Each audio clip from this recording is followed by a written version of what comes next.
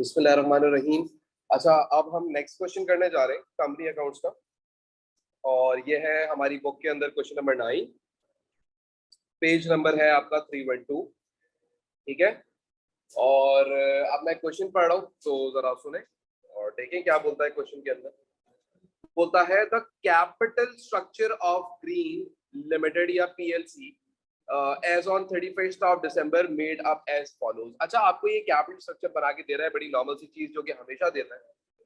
देखिए, सबसे पहले बोलता है authorise share capital. Authorise share capital जितने शेयर्स की इजाजत थी, तो ऑर्डिनरी शेयर्स जो कि $1 ईच वाले थे, उनको इतनी इजाजत थी कि भाई 15 लाख शेयर इशू कर सकते थे। प्रेफरेंस शेयर्स जो थे उनकी इनको इजाजत थी 2 लाख शेयर इशू करने की, और प्रेफरेंस शेयर्स 12% वाले थे जिनकी इनको इजाजत थी 3 लाख शेयर इशू करने वाले की। अच्छा, अगर आप नोटिस करें तो सवाल के अंदर दो टाइप के प्रेफरेंस शेयर्स हैं। एक प्रेफरेंस शेयर्स ये है और एक प्रेफरेंस शेयर्स ये है। लेकिन एक प्रेफरेंस शेयर ऐसे है जिसके ऊपर आपको आपका जो कंपनी है वो 8% का डिविडेंड देता है, और जो दूसरे हैं उन पे 12% का डिविडेंड देता है। याद रखिएगा, ये दो डिफरेंट शेयर्स है। सही है, ये दो डिफरेंट है। प्रेफरेंस शेयर्स 8% वाले अलग है और प्रेफरेंस शेयर्स 12% वाले अलग है। अच्छा, अब बोलता है इशूड शेयर कैपिटल के कितना शेयर इशू कर दिया आपने। तो सबसे पहले ordinary shares $1 each issued on 5th of January. आपने 5 जनवरी को कुछ शेयर्स इशू करे हैं, और वो कितने शेयर इशू करे हैं आपने? 6 लाख। फिर ordinary shares $1 each issued on 30 जून, और आपने कुछ शेयर 30 जून को भी इशू करे हैं, और वो कितने करे हैं? 4 लाख करे हैं। यानी कि टोटल 10 लाख ऑर्डिनरी शेयर्स आप इशू कर चुके हैं, लेकिन कुछ आपने साल के शुरू में करे थे और कुछ आपने साल के बीच में लाके करे। फिर आगे बोलता है 8% preference shares $1 each issued on 1st अप्रैल, और बोलता है कि आपने कुछ शेयर्स ऐसे भी हैं जो 1st ऑफ अप्रैल को इशू करे, और वो थे प्रेफरेंस शेयर्स 8% वाले 2 लाख के। फिर बोलता है 12% वाले प्रेफरेंस शेयर्स आपने इशू करे 1 जुलाई को 1.5 लाख के, और फिर वही 12% वाले प्रेफरेंस शेयर आपने इशू करे 31 दिसंबर को 2009 को, और वो कितने के? 1 लाख रुपए के। अब अगर आप ऊपर देखें तो आपको एग्जामिनर ने क्लोजिंग डेट क्या दी हुई थी सवाल के अंदर? 31st ऑफ दिसंबर दी हुई है। हाँ जी, इसका मतलब इनकी ओपनिंग कब होती होगी? 1st ऑफ जनवरी, और क्लोजिंग होती होगी 31st ऑफ दिसंबर। ठीक हो गया। अच्छा, अब आगे बोलता है कैपिटल, लोन कैपिटल, या इसको हम डेट कैपिटल भी कहते हैं। तो आपने एक डिबेंचर लिया हुआ था 10% का, issued on 10th of January 2007, $2 lakh, तो 2 लाख रुपए का एक डिबेंचर भी लिया हुआ। सही। अच्छा, अब देखते हैं ये इंफॉर्मेशन देने के बाद याद रखिएगा इसमें डेट्स बहुत ज्यादा दी हुई है, तो डेट्स पे ध्यान देना सीखेंगे। इस वाले सवाल के अंदर के डेट्स दी हुई हो तो क्या है, कुछ खास नहीं होने वाला। ऐसा कुछ नहीं है कि आपको नहीं आता होगा, लेकिन सिंपल है, लेकिन फिर भी ध्यान देना पड़ेगा। अच्छा जी, वो बोलता है during the year ended 31st December 2009, the company made an operating profit for 397,000 before. अब ये ऑपरेटिंग प्रॉफिट है, तो इसका मतलब ये कौन सा प्रॉफिट होगा? Profit before interest and tax होगा, राइट? तो इंटरेस्ट एंड टैक्स प्रॉफिट का मतलब ये है कि इसमें से आपको टैक्सेशन माइनस करनी पड़ेगी before the payment of interest. कभी लिख रहा है, कभी नहीं भी लिखेगा, सिर्फ ऑपरेटिंग प्रॉफिट भी लिख दिया तो मान लेना कि वो अभी इंटरेस्ट माइनस करने का है। फिर बोलता है the balance of profit brought forward from 2008 was 72,000, यानी कि रिटेन्ड अर्निंग्स का ओपनिंग बैलेंस है। पिछले साल का क्लोजिंग कितना था? 72,000, इस साल का ओपनिंग बन जाएगा। ठीक है, जो भी बोलता है ना प्रॉफिट ब्रॉट फॉरवर्ड, तो ये प्रॉफिट जो होते हैं ये कहाँ पे रिटेन करते थे आप? ये प्रॉफिट्स रिटेन अर्निंग्स में रिटेन किया करते थे, तो उसी का ही ब्रॉड फॉरवर्ड दिखा दिया उसने। बोलता है GPLC did not pay any interim dividend on preference shares. However, interim dividend of 6,000 were paid on ordinary shares during the year. बोल रहा है कि इन्होंने इंटरिम डिविडेंड कौन से डिविडेंड होते थे? साल के दौरान, यानी कि ड्यूरिंग द ईयर इन्होंने प्रेफरेंस शेयर होल्डर को तो कोई डिविडेंड नहीं दिया, लेकिन जो ऑर्डिनरी शेयर होल्डर्स थे उनको ये 6,000 रुपए का डिविडेंड दे चुके हैं। 60,000 या 6,000 जो भी है, इस अमाउंट का डिविडेंड ये ड्यूरिंग द ईयर पे कर चुके हैं। इतनी बात उसने कर दी, चले सही। अच्छा, याद रखिएगा हम इस वक्त कौन से साल में बैठे हुए हैं? हम बैठे हुए हैं ईयर 2009 में। तो अगर आप डेट्स पे फोकस करें तो जो 2009 की डेट्स होंगी उसका ज्यादा काम होगा, जो 2009 की डेट्स होंगी उसका ज्यादा काम होगा, और जो 2009 से पहले की पुरानी डेट्स हैं उनका कोई खास काम नहीं होगा सवाल के अंदर, क्योंकि वो पुराने सालों की बातें कर रहा है। पुराने सालों में कभी शेयर इशू करे थे तो करे होंगे, अभी क्या कर दिए, सही है। लेकिन ये 2009 वाली चीजों का हम थोड़ा सा फोकस भी करते रहे। खैर आगे बढ़ते हैं, आगे क्या बोलता है, आगे बोलता है in addition the directors also decided to, director ने कुछ और भी डिसीजन लिए। बोलता है नंबर 1, पे final ordinary dividends of 12% on ordinary shares in respect of the last. वो ये कह रहे हैं कि भाई आपने क्या करना है, जो आपके ऑर्डिनरी शेयर होल्डर्स हैं उनको 12% का आपने क्या कर देना है, डिविडेंड्स पे कर देना है। अच्छा जी, अब ये कौन से शेयर होल्डर्स को डिविडेंड्स पे किया जा रहा है, जो लास्ट ईयर मौजूद थे। हाँ यही बोल रहा है, बोल रहा है dividends sorry on the ordinary dividends in respect of the last, जो कि लास्ट ईयर के अंदर आपके पास मौजूद थे, उनको आप इस साल डिविडेंड पे कर देंगे। अच्छा जी, अगर हम नोटिस करें तो हमारे पास जो ऑर्डिनरी शेयर होल्डर्स थे, ये जो हमने इशू करे थे 2009 में, ये तो इस साल इशू हुए हैं। तो ये लास्ट ईयर तो हमारे पास डिविडेंड इनके नहीं थे, यानी शेयर नहीं थे, तो इनको लास्ट ईयर में तो काउंट नहीं करेंगे। उसके बाद अगर हम नोटिस करें तो सिर्फ ऑर्डिनरी शेयर जो हमारे पास पहले से मौजूद थे, जो कि पिछले साल से कैरी फॉरवर्ड बैलेंस आ रहा था, वो कितना आ रहा था, 6 लाख रुपए का आ रहा था।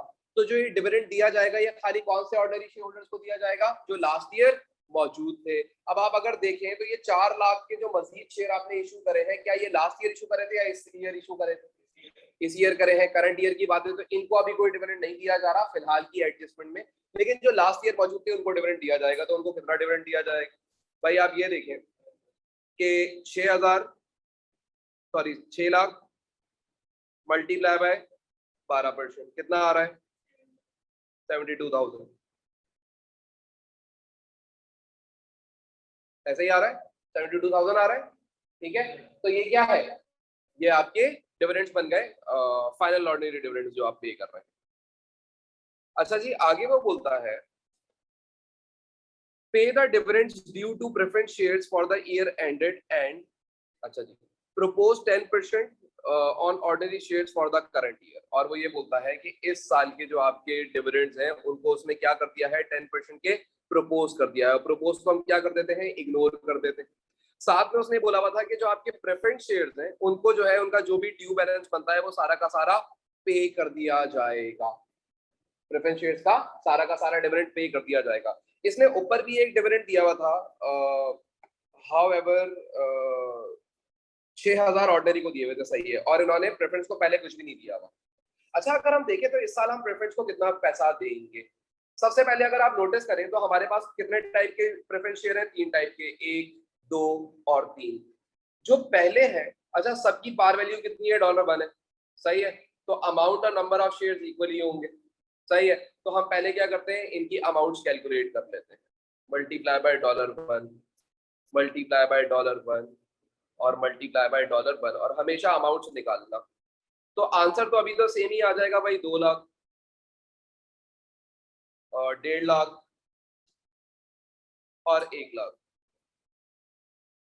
अच्छा, अब अगर आप नोटिस करें तो जो आपके 8% वाले प्रेफरेंस शेयर्स थे ये आपने इशू करे थे अप्रैल 2001 में, तो इस साल तो पूरा साल ही आपके पास मौजूद रहेगा। तो इसका मतलब इन पे पूरे साल का डिविडेंड दे दिया जाएगा। तो पूरे साल का डिविडेंड कितना परसेंट देने की बात करी एग्जामिनर ने, 2 लाख पे कितना परसेंट हो गए, 8%। कितना आंसर आ जाएगा, मैं इसको जो है ना इधर कर लेता हूँ, इसकी वर्किंग ना इधर लिख लेता हूँ। 2 लाख के थे, ठीक है, यहाँ नजर आ रहा है, और उसके ऊपर लगा देते हैं 8%। तो इनका डिविडेंड कैलकुलेट कर लो, कितना आ रहा है, 16,000। तो 16,000 का टोटल कंप्लीट डिविडेंड आ गया आपका, ये आप इनको पे ऑफ कर देंगे।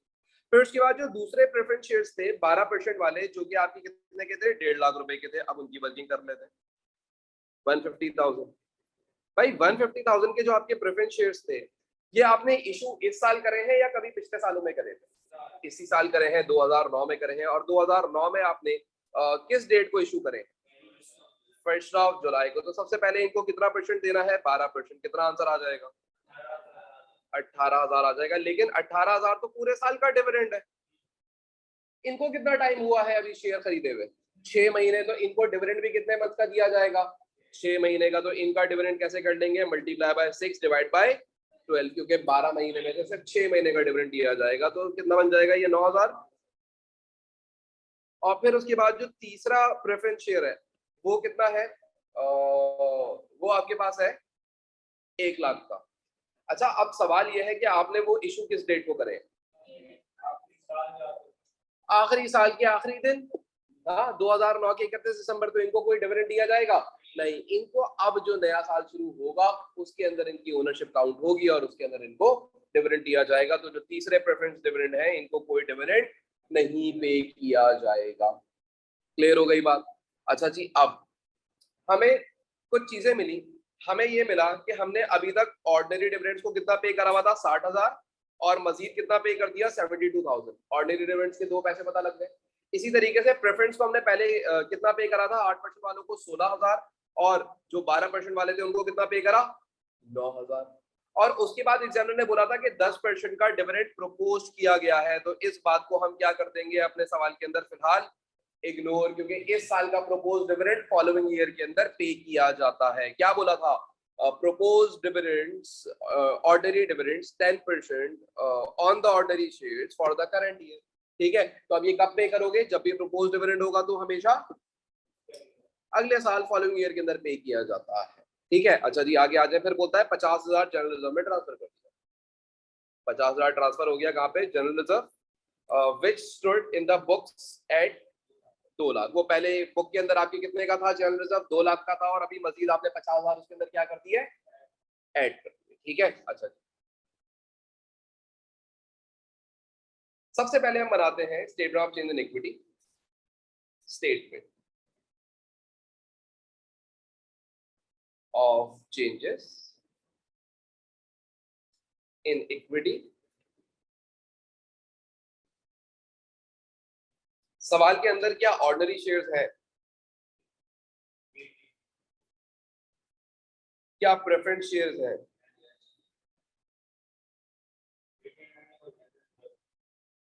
क्या रिटेन अर्निंग नजर आया,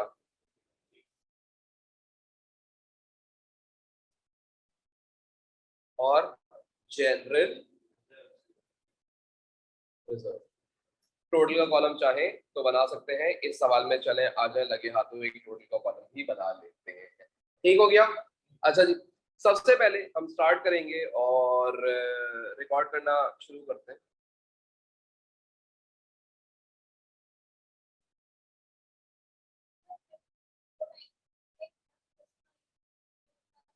नहीं, उससे कोई फर्क नहीं पड़ता, वो प्रेफरेंस है तो कैटेगरी प्रेफरेंस में ही आएगी, उसकी कैटेगरी चेंज नहीं हुई है। ठीक हो गया? सही है। अच्छा भाई, अब हम क्या करेंगे, सबसे पहले लिखेंगे बैलेंस एट स्टार्ट। थोड़ी सी मैंने शायद छोटी बना दी है, बाद में चलो उसको बड़ा कर लेंगे। Balance at start. भाई सबसे पहले ओपनिंग बैलेंसेस देखेंगे। ओपनिंग बैलेंसेस के अंदर हमारे पास ऑर्डिनरी शेयर्स हमने ऑलरेडी कितने इशू करे हुए थे पिछले सालों के अंदर, 6,00,000। हाँ, और जो हम लोगों ने प्रेफरेंस जो हमने ऑलरेडी इशू करे हुए थे वो कितने करे हुए थे, 2,00,000 के प्रेफरेंस ऑर्डिनरी पहले से, वो प्रेफरेंस पहले से शो करे हुए थे। तो यहाँ पे लिख लेते हैं 6,00,000 और 2,00,000। रिटेन अर्निंग्स का जो बैलेंस ब्रॉड फॉरवर्ड आया था वो कितना आया था, 72,000 आया था, तो वो रिकॉर्ड कर लेते हैं। और उसके बाद फिर आपके पास जनरल रिजर्व में पहले से कितना पैसा पड़ा हुआ था, 2,00,000 का। भाई इन सब का आपस में ऐड करके मुझे बताओ टोटल कितना बन रहा है, 6,00,000, 8,00,000, 10,00,000, 10,00,000 72,000।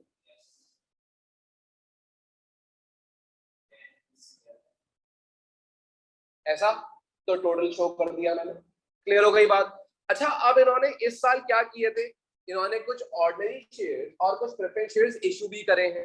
नजर आ रहा है इस साल इन्होंने जो इशू करे हैं, कौन कौन से इशू करे थे, ये 2009 में ये 3 शेयर्स इन्होंने इशू करे हैं। सबसे पहले इन्होंने ऑर्डिनरी शेयर्स इशू करा था, सही है, इशू ऑफ ऑर्डिनरी शेयर्स। तो इन्होंने ऑर्डिनरी शेयर्स कितने इशू करे हैं, इन्होंने करे हैं 4,00,000 के। तो इसको अलग से शो करेंगे, 4,00,000 को प्रेफरेंस के साथ ऐड मत कर दीजिएगा, 4,00,000 यहाँ शो करेंगे। इधर कुछ नहीं, इधर कुछ नहीं, इधर कुछ नहीं, उधर 4 जी।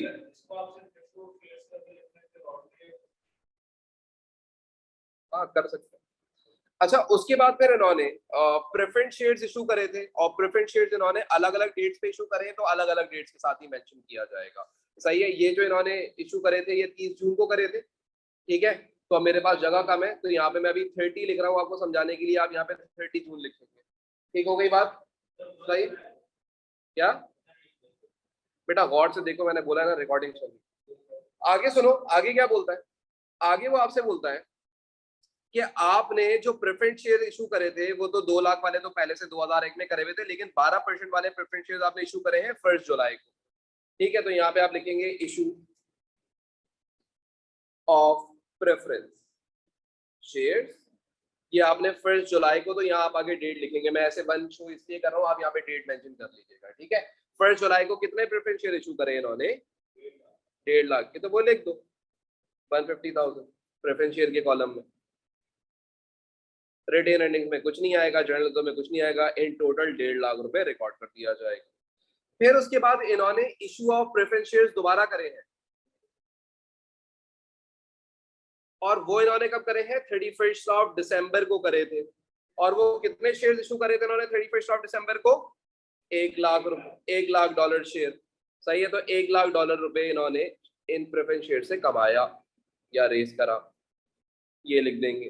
तो सबसे पहले तो आप ये क्लियर कर लें कि जो ओपनिंग बैलेंस गिवन होगा वो बैलेंस होता है जो पिछले साल से मौजूद हो, और इस साल की अगर डेट में कोई शेयर्स रिकॉर्डेड है तो इसका मतलब इस साल आपने इशू किए होंगे उनको, तो वो ओपनिंग बैलेंस नहीं कराएगा, बल्कि वो अलग से शो करोगे कि हाँ भाई ये इन्होंने इस साल इशू करे। क्या ये 31 और 31 ये जो तीनों डेट्स है, क्या ये 2009 की डेट्स है? तो जो आप 100 बना रहे हो नहीं है 2009 की डेट्स। कब की है? 2009 की है ना सारी डेट्स। सही है, हम लोगों ने क्या देखा था? 30 जून, 1 जुलाई एंड 31 दिसंबर, सब 2009। तो ये इस साल की बात कर रहा है, तो इस साल के जितने शेयर्स हैं वो इस साल अलग से रिकॉर्ड की जाएंगे, वो ओपनिंग बैलेंस में शो नहीं किया जाएगा। ठीक है, जैसे मैंने यहाँ पे शो कर दिया, तो इसके अंदर आपको कोई खास मसला नहीं होना चाहिए, बड़ी नॉर्मल सी बेसिक सी बात कर रहा हूँ। अच्छा जी, फिर उसके बाद आगे बढ़ते हैं। अब ये सीधी लाइनें बहुत मुश्किल होगा कि यहाँ पे बन पाए, तो हम ऐसे ही कंटिन्यू कर लेंगे। सही है। अच्छा जी, फिर उसके बाद आगे बात करते हैं। तो अब हम यहाँ पे क्या रिकॉर्ड करेंगे? Net profit. नेट प्रॉफिट, आपको सवाल के अंदर ऑपरेटिंग प्रॉफिट दिया हुआ था, है ना? देखो भाई, ऑपरेटिंग प्रॉफिट इन्होंने कितने का दिया हुआ था आपको सवाल के अंदर? किधर दिया हुआ था? ये दिया हुआ 39700 का। तो अब आप क्या करेंगे? इसको 39700 में से इंटरेस्ट माइनस कर लेंगे। अब आपका इंटरेस्ट कितना बनता है? 2 लाख का 10% कितना बनेगा? 20,000। सॉरी, हाँ 20,000। क्या हुआ? क्या? सॉरी, हाँ लेस कर देंगे, लेस कर देंगे। तो अब इसके अंदर से आप 20,000 लेस कर दो, तो कितना बचा? 377,000। तो क्या मैं बोल सकता हूँ ये मेरा नेट प्रॉफिट है? ठीक है, ये मेरा नेट प्रॉफिट है, तो इस नेट प्रॉफिट को यहाँ पे रिकॉर्ड कर लेंगे 377,000। ठीक हो गई बात यहाँ तक? अब आप देखो, तो आपने डिविडेंड्स पे करे थे। जो आपने डिविडेंड्स पे करे थे वो कौन कौन से करे थे? सबसे पहले आपने इंटरिम डिविडेंड पे करा था ऑर्डिनरी शेयर होल्डर्स को, है ना? लिखा हुआ था सवाल में इंटरिम डिविडेंड्स, तो यहाँ पे लिखे आप इंटरिम या डिविडेंड्स ऑर्डिनरी शेयर इंटरिम। ठीक हो गया। कितना पे करा था इंटरिम में आपने? 60,000। तो 60,000 आप क्या करेंगे? रिटेन अर्निंग से माइनस कर देंगे, और टोटल में से भी 60,000 माइनस कर देंगे। दैट्स इट, ये इंटरिम डिविडेंड था। फिर आपने क्या करा था? डिविडेंड्स ऑर्डिनरी को जो आपने पे करा था वो फाइनल डिविडेंड भी पे करा था, और जो आपने फाइनल डिविडेंड पे करा था वो आप अभी खुद कैलकुलेट करके आए थे। पे फाइनल ऑर्डिनरी डिविडेंड 12%, और वो कितना था? 72,000 का था। तो ये 72,000 हम लिख देते हैं यहाँ पे लाके। सही, तो आ जाए रिकॉर्ड करते हैं 72,000, और ये यहाँ से भी माइनस हो जाएगा। आसान। फिर उसके बाद क्या हुआ था? आपने फिर प्रेफरेंस शेयर होल्डर को पैसा दिया था, एक 16,000 का और एक 9,000 का। कैलकुलेट करके आए थे आप पीछे से ये बात? हाँ ऐसे ही था। 16,000 और 9,000 की वर्किंग आपके सामने मौजूद है। 2 लाख का 8% पूरा पूरा दिया था हम लोगों ने इनको, 2 लाख का 8%।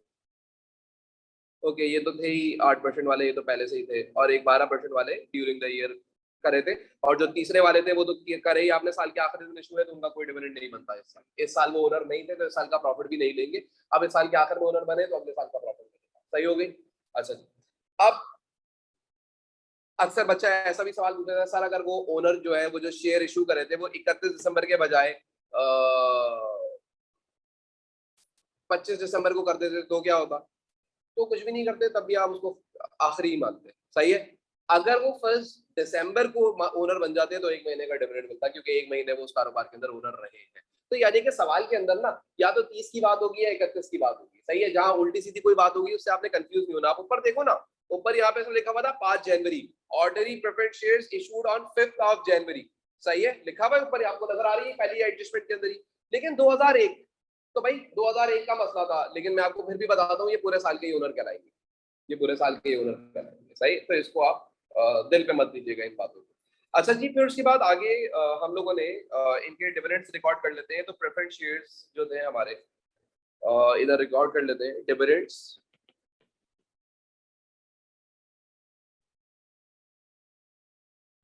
प्रेफरेंस शेयर्स 8% वाले, और डिविडेंड्स हमने जो पे करे हैं 12% वाले। दो डिफरेंट थे तो दो डिफरेंट डिविडेंड्स। पहले को कितना दिया था हमने? 16,000 और दूसरे को 9,000, राइट? तो -16,000 एंड -9,000। और फिर उसके बाद क्या हुआ था, एग्जामिनर ने ये पहले नेगेटिव में या फिगर्स लिख लीजिए, -16,000 एंड -9,000, और फिर ट्रांसफर किया था जनरल रिजर्व में पैसा। Transfer to general reserve. अब जनरल रिजर्व में कहां से ट्रांसफर होगा? यहां से। तो जनरल रिजर्व में कितना ट्रांसफर करा था? 50,000 ट्रांसफर करा था। हाँ 50,000, तो 50,000 लिख लेंगे यहाँ पे लाके। ये 50,000 रिटेन अर्निंग से निकल जाएगा और जनरल रिजर्व में 50,000 जाके ऐड हो जाएगा। एंड वंस आप ये जब काम सारा कर लेंगे तो फिर इसका टोटल पे कोई फर्क नहीं पड़ेगा, है ना? इसका टोटल पे कोई फर्क नहीं पड़ेगा। 50,000 वो ऐड हो गया या सेपरेट हो गया, तो प्लस 50,000 लिखो कैलकुलेटर में, -50,000 लिखो, जीरो आएगा। सही है। तो अब हम क्या करेंगे, 180 को कंप्लीट कर लेंगे। यहाँ पे हम लिखेंगे बैलेंस एट एंड। ठीक है, ये हो जाएंगे 10 लाख, ये हो जाएंगे 3 लाख 4.5 लाख। ये लाइन जो है ना वो छोटी बनी थी, मैंने फिर पूरी खींची नहीं। सही है, समझ रहे हो ना? ये लाइन पूरी नीचे नीचे की आनी चाहिए थी वैसे उसमें। अच्छा जी, फिर उसके बाद ये जो 2.5 लाख, 242,000, और ये वाला निकालने के लिए आसान तरीका है, आप इन सब को आपस में ऐड कर लें। वैसे तो इन सबको भी एडलेस कर लें तो भी सेम आंसर आएगा। ऐसे भी सेम आना चाहिए और ऐसे भी सेम ही आना चाहिए। 1942,000।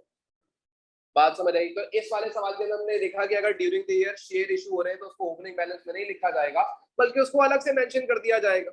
आगे मैंने डेट ही मेंशन करनी है। अब ये मत समझना है 31 और 31 ऐसे ही लिखना है, पूरी डेट लिख देना। मैंने थोड़ा बड़ा बड़ा करके बनाता हूँ ताकि सबको नजर आ सके, तो देर फोर मेरे पास जगह कम थी। सही है, लकीर के फकीर नहीं बन जाता।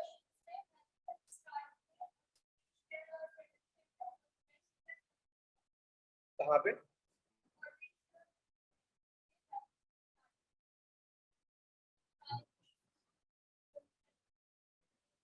कौन सा क्वेश्चन बेटा?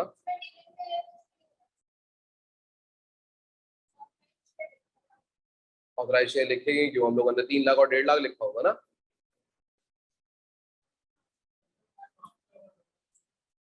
5 लाख और 2 लाख लिख लिया था हमने।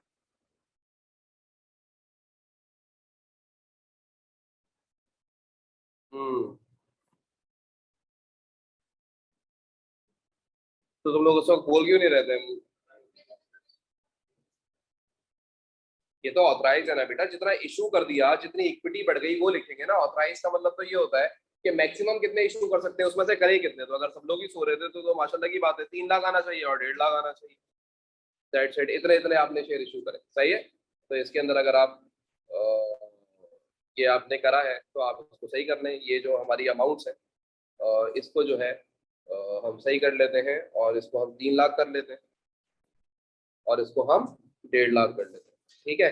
तो अब जो नीचे वाली अमाउंट्स है बस वो चेंज हो जाएंगी। ये ऑथराइज नहीं आता, यहाँ पे इशूड शेयर कैपिटल आता है, जितने इशू कर दिए, ठीक है, 3 लाख, और यहाँ पे आ जाएगा 1.5 लाख। और फिर जो आपने नीचे ये बनाई थी बैलेंस शीट एक्सट्रैक्ट, तो यहाँ पे भी 3 लाख और 5, ठीक है। और टोटल जो भी आ रहा है, हाँ 1.5 लाख था, दोबारा 5, चलो 5 सही है। और ये जो भी टोटल बैलेंस आ रहा है वो आप लिख दोगे 5, ठीक हो गया, बात समझ आ गई, सही है। चलो आगे बढ़ते हैं। अच्छा जी, अब हम करते हैं क्वेश्चन नंबर 11, और क्वेश्चन 11 में देखते हैं अब क्या बात करता है वो। बोलता है